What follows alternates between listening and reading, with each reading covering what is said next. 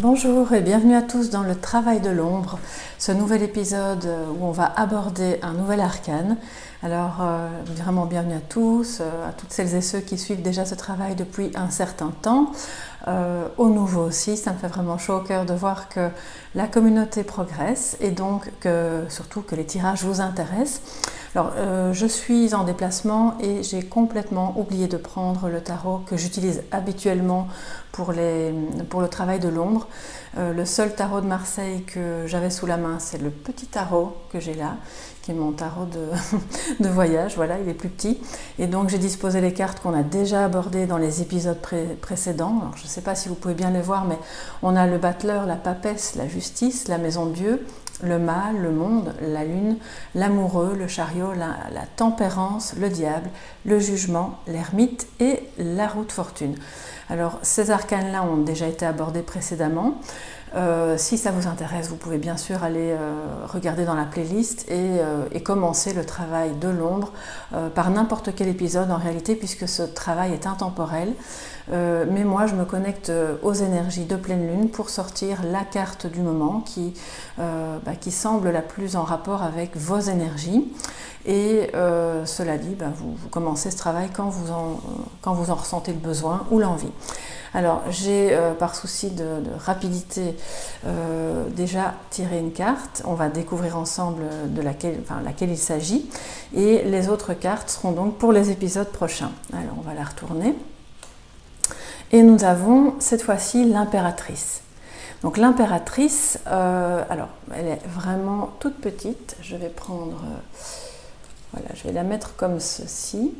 Et ce qu'on va faire, voilà, il faut improviser. Voilà, comme je ne suis pas chez moi et que j'essaie qu'elle ne bouge pas, je vais prendre un autre jeu qui est celui-ci, qui n'est pas un tarot de Marseille à proprement parler, mais qui vous donnera quand même, pour les majeurs, une idée plus fidèle, voilà, de l'impératrice en plus grand. Alors, où est-ce qu'elle est notre impératrice? Un petit instant. Vous voyez, il faut s'adapter aux conditions de voyage. Et je vais la mettre à côté, comme ça vous pourrez bien la regarder, même si c'est vrai que les couleurs dans ce jeu peuvent différer. Alors, l'impératrice, où te caches-tu? Voilà.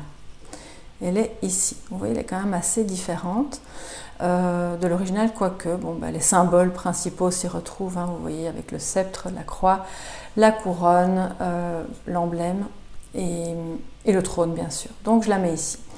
Alors, on y va? Vous êtes prêts? Vous avez votre cahier, vous avez votre crayon ou stylo. Moi, j'ai pas pris le mien avec cette fois-ci, donc j'écrirai sur une feuille à part. L'idée étant, pour toutes celles et ceux qui arrivent maintenant, de vous munir d'un petit cahier qui va vraiment vous suivre, qui va être votre cahier personnel dans lequel vous noterez sans tabou tout ce qui vous vient par rapport au questionnement lunaire, par rapport au questionnement du travail de l'ombre. Et concernant donc notre impératrice aujourd'hui, vous pouvez imprimer la carte si vous n'avez pas de tarot de Marseille et la coller à gauche dans votre cahier, et puis sur la droite vous commencez à écrire vos notes, vos questions, vos parts d'ombre. Donc l'impératrice, c'est vraiment l'archétype de la maman, d'accord? Donc ça nous parle dans son acceptation positive, de bienveillance, de créativité, de mise au monde, d'abord d'un enfant, mais aussi, pourquoi pas, d'une idée, d'un projet.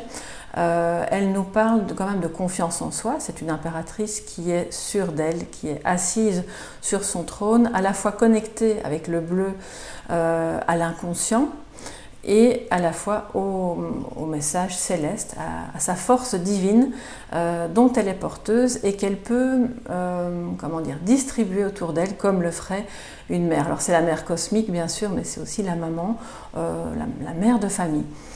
Il y a beaucoup de confiance. Alors comme nous on travaille sur nos ombres, l'idée c'est de se demander, a-t-on suffisamment confiance en soi? Est-ce que, je vais un petit peu dire dans le désordre, parce que voilà, la carte sort et puis moi je vous dis ce qui me vient par rapport aux énergies, par rapport à ce qu'elle dégage. Est-ce que vous avez eu un rapport avec votre maman qui était satisfaisant ou au contraire était-il compliqué? Quelle est votre vision de la maternité? quel est votre rapport aux mamans en général, ou bien à votre propre rôle de mère si vous avez des enfants. Est-ce que c'est quelque chose que vous vivez de manière fluide ou que vous avez vécu de manière fluide selon que vos enfants soient encore ou pas à la maison? Ou au contraire, est-ce que ça a été compliqué pour vous de parvenir à faire preuve d'autorité, parce que c'est quand même quelqu'un qui a une autorité naturelle, sans être tyrannique? Ou est-ce qu'au contraire, il y avait beaucoup de conflits, c'était compliqué, ça criait, soit dans votre propre famille d'origine, soit vous en tant que maman? Qu'est-ce qu'elle nous pose comme question encore, l'impératrice? Elle peut aussi vous faire vous demander, par exemple, si vous n'avez pas voulu d'enfant, pourquoi? C'est vraiment une question qui est importante, non pas pour poser un jugement, ou comme je vous le disais, il n'y a pas de tabou, hein, on peut vouloir un enfant ou ne pas en vouloir, et tout est bien, mais c'est important quand on fait le travail de l'ombre d'aller jusqu'au bout du questionnement.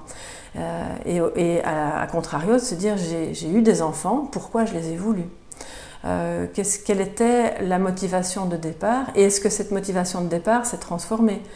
Est-ce que, pour être sincère avec soi-même, hein, est-ce que j'ai voulu des enfants parce qu'il y avait une pression familiale ou de la société et que j'ai cru bon avoir des enfants pour correspondre à un certain schéma, et qu'au départ, finalement, j'avais pas trop envie, mais je me suis pliée à ça, et peut-être que que j'y ai pris goût et que ça s'est bien passé quand même, ou au contraire, je suis restée bloquée, ça a été compliqué avec mes enfants parce que j'ai jamais pu admettre que, au fond, je ne les voulais pas vraiment.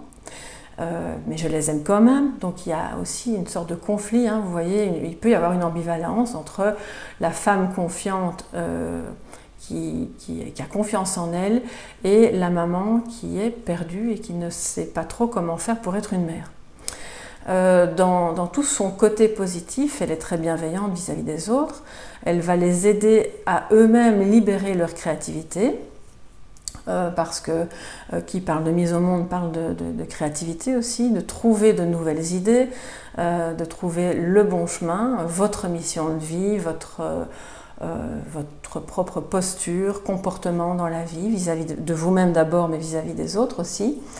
Comme je vous le disais, c'est une autorité, mais qui est bienveillante. Donc, est-ce que si une part d'ombre surgit par rapport à l'impératrice, ça peut ne pas vous parler, vous n'avez peut-être dans cet épisode-ci aucun problème avec la lame de l'impératrice et ce qu'elle représente, mais c'est aussi de se demander, est-ce qu'il y a eu assez de douceur dans votre vie? C'est quelqu'un d'extrêmement doux qui va diriger sans brutaliser. Elle va montrer le chemin en étant à la fois, comme je vous le disais, connectée aux énergies célestes, hein, en bleu clair, qu'on ne voit pas d'ailleurs sur cette carte-ci, et qui va être connectée à la prospérité. Elle parle de prospérité aussi, d'énergie vitale avec le rouge, de passion, parce qu'elle va donc libérer cette créativité. Est-ce que, au contraire, il y a eu des moments dans votre vie où vous vous êtes dit oh, j'ai tellement envie de faire ce projet, de le voir se réaliser, mais j'ai pas assez confiance en moi? Ou bien cette passion-là, elle est un peu étouffée parce qu'il y a eu d'autres événements dans ma vie, ou bien je vivais avec une personne qui ne souhaitait pas que j'exprime cette créativité. Alors la créativité peut se manifester dans le domaine artistique, mais pas que. C'est une créativité à tous les niveaux, dans votre manière justement d'être mère ou d'être parent. Hein, si vous êtes un homme et que vous suivez ça, c'est aussi l'énergie de l'impératrice en vous. C'est votre côté maternel que votre maman vous a légué. Si vous n'avez pas connu votre maman, c'est aussi une question à se poser, qui peut constituer une ombre avec un certain degré de souffrance, de léger à plus élevé selon les cas, et de se demander à ce moment-là comment j'ai construit ma figure maternelle, qui a été mon modèle, est-ce que j'en ai eu un ou pas? Si par exemple vous avez été orphelin, comment avez-vous grandi? Qu'est-ce qui vous a, et que vous avez des enfants maintenant par exemple, qu'est-ce qui vous a permis de développer ce modèle maternel ou paternel si vous êtes un papa, mais voilà, vous comprenez un peu l'objet de la question, et de se demander si c'est encore une souffrance aujourd'hui. non pas le fait de ne pas avoir eu de maman, mais le fait de ne pas avoir eu ce modèle pour construire votre propre rôle de mère ou de père, dans le cas où vous êtes un homme. C'est dans le sens négatif qui constitue l'ombre, quand l'impératrice ne va pas bien et qu'elle est à l'envers, ça veut dire qu'il y a d'abord un grand manque de confiance en soi, qui a été peut-être généré par vos propres parents qui n'avaient pas assez confiance en vous ou qui vous rabaissaient, peut-être même sans le vouloir, mais pour vous éduquer, pour vous endurcir. Il y a des parents qui ont cette croyance qu'on doit à tout prix taper sur le clou et être désagréable pour que l'enfant se construise une carapace bien dure. Or, entre le laxisme total et la tyrannie, il y a quand même un juste milieu. Voilà. Donc, quelle a été votre situation en tant qu'enfant? Comment vous percevez les souvenirs que vous avez de votre maman? Et puis, comment vous vous placez par rapport à l'éducation en général? Est-ce que c'est difficile pour vous? Admettons que vous soyez professeur, par exemple, ou institutrice, ou voilà. Qu'est-ce qui est compliqué pour vous dans le fait d'aborder l'enfant avec sa maman? Qu'est-ce qui vous irrite? Qu'est-ce qui vous pose problème? Qu'est-ce que ça réveille en vous comme difficulté quand vous devez, par exemple, converser avec des parents d'élèves de votre classe? Si vous travaillez dans un service de pédiatrie, ou si vous êtes, je ne sais pas, ça peut être dans des centres de vacances, enfin, tout ce qui touche à l'enfance, ou même les enfants placés par le juge, voilà, quel est votre rapport? Comment développez-vous votre sens, votre côté maternel? Et si vous avez du mal avec ça, est-ce que vous avez le sentiment justement d'être très peu doté de ce côté maternel et que c'est pour vous vraiment une gageure de parvenir à faire preuve de ce sens maternel, de cette bienveillance, et est-ce que par moments vous vous sentez un peu démuni, voire même un peu froide ou froid, parce que vous n'avez pas de repère? Voilà, tout simplement. Donc toutes ces questions-là, c'est vraiment important de les noter, de parvenir à y répondre, pas forcément tout de suite, je le dis toujours, vous avez le temps devant vous. Le travail de l'ombre est un travail d'une vie aussi. Donc, pensez à ces questions sans jugement, sans stress, en essayant de vous positionner du mieux que vous pouvez pour parvenir à répondre. Et puis, s'il n'y a pas de réponse, dans l'immédiat, c'est pas grave. Alors, quand elle est pas bien, qu'elle est à l'envers dans un tirage, eh bien, on peut aussi se demander est-ce que c'est quelqu'un qui croit toujours avoir raison, qui se dit moi j'ai la solution, de toute façon tu as tort et c'est moi qui ai raison. Est-ce que vous avez été souvent confronté dans votre vie à des personnages féminins qui croyaient avoir raison et qui vous imposaient leur point de vue excusez-moi, il y a une petite mouche qui passe, bon ben voilà, en voulant à tout prix vous faire plier, vous faire changer d'avis, et que vous, à un moment donné, soit par peur de déplaire, par manque de confiance en soi, ou juste pour avoir la paix, est-ce que vous n'aviez pas tendance justement à dire oui, ben oui, ok, t'as raison. Alors là, c'est la tyrannie de l'autre, mais ça peut être aussi la tyrannie de votre propre tendance à vouloir être une mère parfaite, une femme bienveillante à l'égard des autres, la personne qui va entre guillemets mettre au monde, pondre j'allais dire, mais c'est vraiment ça, le projet, le meilleur projet, le plus beau, le plus intéressant. Et est-ce que vous tyrannisez vous-même par moment par rapport à ça? Vous savez, le sens le perfectionnisme poussé un peu à l'extrême revient dans pas mal d'arcanes. C'est quelque chose qui traverse le jeu, et qu'on retrouve à différentes mesures un petit peu dans chaque arcane. Ici aussi, donc je vous parlais de la douceur. Est-ce qu'il y a eu assez de douceur dans votre vie? Est-ce que vous faites preuve d'assez de douceur envers vous-même, envers votre mari ou votre partenaire si vous êtes en couple, ou envers vos enfants? Est-ce que, au-delà du fait qu'elle veut toujours avoir raison quand elle est à l'envers, la part d'ombre qu'elle peut révéler, c'est aussi finalement une certaine insensibilité, voire même une certaine méchanceté. Donc, c'est le pendant négatif du plus beau côté dont elle fait preuve, évidemment, quand elle est à l'endroit. Alors, tous les arcanes à l'envers ne sont pas spécialement négatifs, mais dans ce cas-ci, bon, c'est vrai que c'est pas spécialement évident. Ce sont des parts d'ombre qui peuvent être assez lourdes à vivre et qui, s'ils ne sont pas vus et amenés à la conscience, à la lumière de la pleine lune, peuvent vraiment générer une souffrance importante parce qu'on est à ce moment-là dans le déni.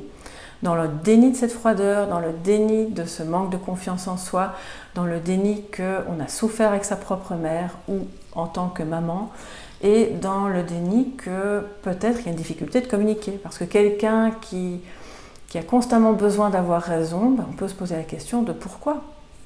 Voilà. Pourquoi il y a cette difficulté à communiquer sereinement et d'accepter que l'autre peut avoir un avis différent. Et alors, à contrario, si vous avez eu une maman ou une figure maternelle, on va dire, qui voulait toujours avoir raison, si vous ne parveniez pas à vous affirmer, c'est de nouveau pourquoi. Qu'est-ce que je ressentais quand j'étais placée dans cette situation? Est-ce que encore maintenant ça fait écho dans ma propre relation à mes enfants? Est-ce que j'ai du mal, je plie parce que j'ai peur de ne pas être aimée par exemple, ou parce que j'ai peur du conflit, j'ai peur d'être critiquée, parce que le manque de confiance en soi c'est un peu ça aussi.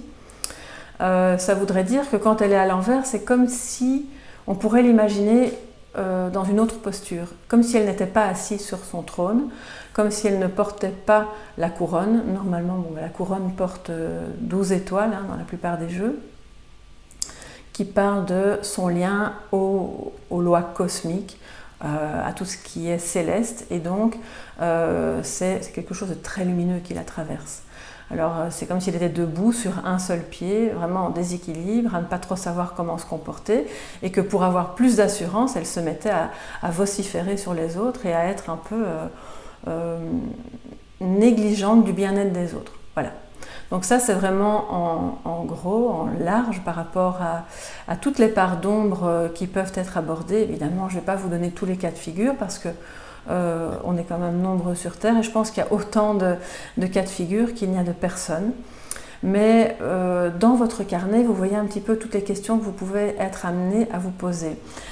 C'est quelqu'un qui peut, dans son côté un peu sombre et négatif, pourrait se montrer un peu hypocrite. Et justement, quand on n'a pas vraiment confiance en soi, alors c'est pas non plus une obligation, c'est pas une généralité, mais certaines personnes qui manquent de confiance en elles, parce qu'elles ont eu une mère trop autoritaire ou pour différentes raisons, vont porter un masque et se montrer un peu hypocrite, même sans le vouloir, par peur d'être authentique et de se ramasser les foudres des gens autour d'elles. Donc cette hypocrisie peut évidemment générer une souffrance en vous et en l'autre qui va percevoir ça. Bon, on peut jouer la comédie un temps et puis en général on est démasqué, donc il y a toujours un moment où quelqu'un d'un peu plus cash va se rendre compte que vous n'êtes pas sincère, ni envers vous-même et peut-être pas non plus envers les autres. C'est pas forcément la malveillance poussée à l'extrême, mais c'est quand même une forme de manque d'authenticité qui peut faire souffrir. Donc, qu'est-ce que je pourrais vous dire encore ? Il y a dans son côté sombre, si elle se met à vouloir communiquer de manière un peu intransigeante et je dirais même castratrice, parce que c'est quand même une mère d'abord, elle va, quelque part, elle va être arrogante. Alors c'est aussi une ombre. On peut se poser la question, est-ce qu'il n'y a pas un domaine de votre vie dans lequel vous auriez tendance à... où on vous aurait reproché, voilà, de vous comporter de manière arrogante parce que vous ne saviez pas trop bien comment communiquer vos désirs, vos besoins, votre point de vue sur des sujets qui peuvent être des sujets familiaux, de société ou autres, et que de ce fait, c'est un peu on-off. Soit je me tais, je ne dis rien, je suis dans mon coin, de toute façon, j'ai rien à dire, je ne suis pas intéressante, et puis on va me rejeter ou me dire que je suis à côté de la plaque. Et si c'est on, je vais crier haut et fort tout ce que j'ai à dire et qui même me suivent et vous avez intérêt à être de mon avis. Voilà, ça c'est le côté sombre de l'impératrice qui ne va pas non plus être très sympathique avec les enfants et encore moins avec les enfants des autres. Or, dans son côté lumineux, elle accueille tout le monde, elle est généreuse, mais elle est quand même autoritaire tout en étant douce. Donc c'est vraiment quelque chose de très alchimique. C'est un savant mélange entre différentes polarités, voilà, douceur, bienveillance et en même temps autorité et une communication fluide et transparente. Et puis dans le côté sombre, vous pouvez vous demander, est-ce que j'ai souffert de tous ces attributs un peu obscurs, soit en moi-même, dans mon propre comportement, soit subis de la part d'une maman, d'une grand-mère ou d'une femme de votre entourage. Ça peut être une belle-mère, voilà, la première femme finalement qui vous vient à l'esprit en dehors de vous-même. Donc je le dis souvent, on balaye d'abord devant sa porte, c'est-à-dire que tout ce qu'on va pouvoir nettoyer dans nos ombres, c'est d'abord en nous, même si ces ombres sont quelque part en partie générées par d'autres personnes qui ont fait partie de notre chemin. Et si vous êtes un homme et que vous suivez ce travail, ça peut être une ex-compagne, c'est votre maman, c'est votre grand-mère, c'est toutes les femmes de votre vie. Et donc votre part d'impératrice en vous-même. Alors vous voyez qu'il y a un petit peu de vert, le vert un peu plus sombre ici, qui rappelle la Terre bien sûr, c'est Gaïa, donc je vous l'ai dit au début, hein, c'est la mer cosmique mais c'est aussi la mer terrestre, elle est connectée aux deux plans, grâce à sa couronne, à son sceptre, et il y a donc beaucoup de prospérité qui se dégage de ça, de cette énergie de l'impératrice. Donc l'autre question qu'on peut aussi se poser, c'est est-ce que je suis assez connectée à moi-même, à mes désirs, aux projets que je veux mettre en place, à ma capacité à générer des finances prospères, ou est-ce qu'au contraire je ne m'écoute pas, j'ai l'impression que je passe ma vie en permanence à suivre les autres, leurs avis, et que ça ne m'apporte rien de vraiment concluant, voire même ça peut être très toxique. Donc ça c'est aussi une question à se poser. Si vos finances vont mal, si vos amours vont mal, si votre lien à vos enfants est compliqué, demandez-vous si vous avez une connexion adéquate à vous-même, à vos guides aussi, au plan subtil, à tout ce qui fait que vous êtes vous connecté à votre entourage, à votre environnement. Donc il peut y avoir aussi mais ça c'est un autre sujet, mais quand l'impératrice va mal, c'est aussi le chakra du cœur qui est fermé. Et le chakra de la gorge, puisqu'elle communique normalement de manière bienveillante et très douce. Ce qui fait que si vous avez un problème énergétique, elle aussi, elle peut vous en parler. Vous pouvez vous connecter à l'énergie de l'impératrice et demander, est-ce que j'aimerais bien parvenir à communiquer de manière plus douce, ou juste parvenir à communiquer tout court. Qu'est-ce que je peux faire pour régler ce problème au niveau de ce chakra-là, donc qui est le chakra gorge, d'accord ? Il y a donc des différentes choses à faire en thérapie holistique. Vous pouvez faire du reiki, vous pouvez utiliser les pierres, le lapis lazuli, hein, donc c'est vraiment la pierre la plus appropriée, je pense, parmi tant d'autres, mais de par sa couleur bleue, elle va activer justement cette communication. Le plexus solaire, très important, le chakra du cœur. Donc là aussi, il y a peut-être des blocages qui, s'ils sont pris en charge, peuvent vous remettre l'impératrice à l'endroit et vous permettre d'aller mieux. Donc, on a d'abord le versant émotionnel et psychologique dans les parts d'ombre que vous pouvez travailler. Et vous pouvez noter sans tabou, et surtout si ça concerne votre propre rapport de maman à vos enfants et que vous avez des difficultés, pas de tabou, c'est votre livre des ombres et personne n'a à intervenir là-dedans, surtout pas votre propre mental. Et puis ensuite, une fois qu'on quitte les sphères psychologiques et émotionnelles, on peut entrer dans les sphères énergétiques de l'impératrice, d'accord, qui sont vraiment très intéressantes, qui touchent à la fois à l'amour, à la prospérité, à la communication, à tout ce qui fait de vous une entité féminine complète. Voilà, elle est l'impératrice quand elle est vraiment dans sa complétude, je dirais. Tous ses chakras fonctionnent bien et elle avance avec confiance. Voilà, je pense qu'on a un petit peu fait le tour de toutes les questions, de toutes les ombres que l'impératrice peut poser dans votre vie. J'espère que ça vous permettra d'avancer, que ça a été clair surtout. N'hésitez pas à me faire part en commentaire de vos idées, surtout si vous aimez le tarot, vous connaissez bien le tarot, ben pourquoi pas, vous pouvez noter en commentaire de la vidéo vos propres suggestions de parts d'ombre que je n'aurais peut-être pas évoquées, hein. C'est possible qu'il y en ait encore d'autres évidemment. Merci évidemment pour votre présence. Maintenant, je vous propose de prendre, pour terminer, une petite carte de sagesse par rapport à cette pleine lune. Alors, j'ai différents jeux. Je vais prendre, pourquoi pas, Histoire de sorcière. Hein. Et on va se tirer une carte. Alors, si vous regardez la vidéo plus tard, bah, il n'y a pas de souci. Hein. Ce sera peut-être valable pour vous à ce moment-là aussi. Pourquoi pas, il n'y a pas de... Il n'y a pas de problème, c'est qu'il y a un message pour vous. Voilà, il n'y a pas de carte de présentation. Ok, on y va. Alors, par rapport à cette pleine lune et ce travail de l'ombre, hein, quel est le message qui peut vous être apporté pour avancer sur votre chemin?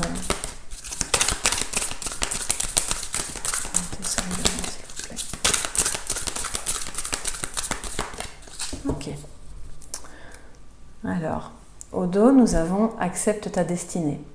Bon, ben là, il y a cette jeune sorcière qui apprend, les dés sont jetés. Bon, il y a peut-être quelque chose qui se joue pour vous en ce moment, hein, qui nécessite d'accepter. Accepte l'amour, d'accord.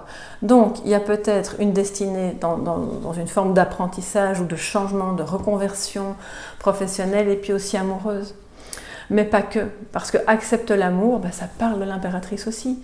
Je pense qu'il y a vraiment des personnes qui parmi vous se sentent bloquées, n'ont pas reçu assez d'amour et ont du mal à en donner. Il y a donc un travail à faire là-dessus, qui peut ne pas durer des années. Hein. Je pense qu'à partir du moment où on est dans la conscience et dans la volonté d'avancer et qu'on s'entoure surtout, et ça c'est très important, des bonnes personnes qui sont bienveillantes, qui veulent vous voir heureuse. Alors elles sont peut-être pas nombreuses, mais il y en a. Il y en a et c'est très important d'accepter leur amour et de leur en donner aussi. Alors on va maintenant prendre une autre carte qui sera la carte du jour. Les eaux, excusez-moi j'ai un peu du mal, j'ai pas mes lunettes. Voilà, les eaux salvatrices. Alors on parle de purification, vous voyez ce bol. Alors j'ai bol tibétain qui me vient, donc pourquoi pas travailler au son du bol tibétain, mais surtout on parle de l'eau. Buvez de l'eau, une eau énergisée, pourquoi pas, il y a différentes techniques hein, pour faire ça, donc je ne vais pas vous faire un cours là-dessus. Vous pouvez facilement trouver sur internet comment on va énergiser son eau.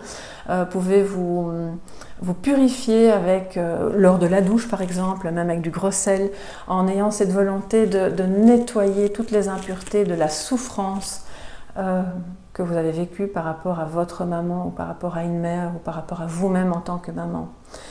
Vous plongez dans un bain en ayant cette intention de vous purifier et de parvenir à réactiver justement quelque chose de plus prospère, hein, c'est la couleur de l'or, de plus doux, de plus aimant, de bienveillant et de plus fluide, d'accord? Parce que l'eau coule de manière fluide, comme l'amour, voilà, qui normalement, quand ça se passe bien, quand on parvient à bien communiquer et à se comprendre, cet amour, et qui n'est pas qu'amoureux, je le répète, va couler de manière fluide entre vous et les autres.